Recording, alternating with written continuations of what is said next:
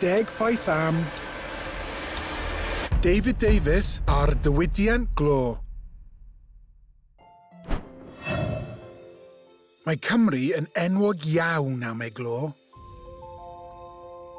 Ond oeddech chi'n gwybod trwy lwc llwyr oedd hyn?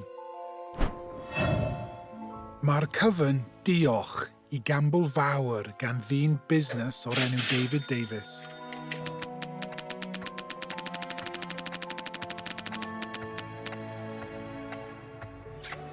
Daeth i Gymrondda i chwilio am un peth, glo.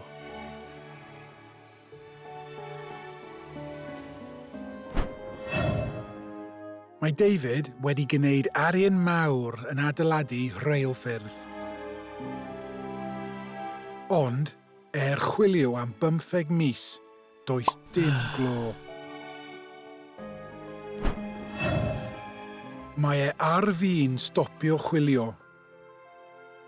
Does fawr o arian ar ôl i dalu ei weithwyr, ac mae'n galw nhw at ei gilydd.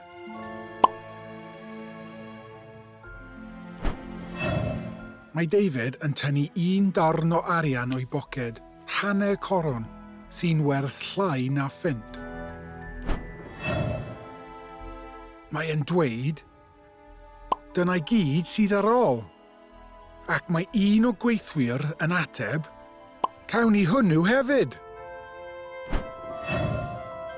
Yna, mae David yn taflu ei ddarn arian olaf i mewn i'r dorf.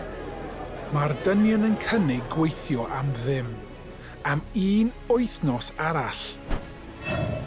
7 diwrnod wedyn, maen nhw'n dod o hyd i'r glo gorau yn y byd, ac mae popeth yn newid. Cyn hir, mae 44 o byllau glo dyfan ar agor yn y cwm, ac mae dociau Caerdydd a'r Bari yn anfon mwy o lo ar draws y byd na neb arall. Mae mwy a mwy o bobl yn dod i fyw yn y Rhondda i weithio yn y pyllau glo. Glo Cymru sy'n enwog drwy'r byd. Lwcus bod gambl David Davies wedi gweithio.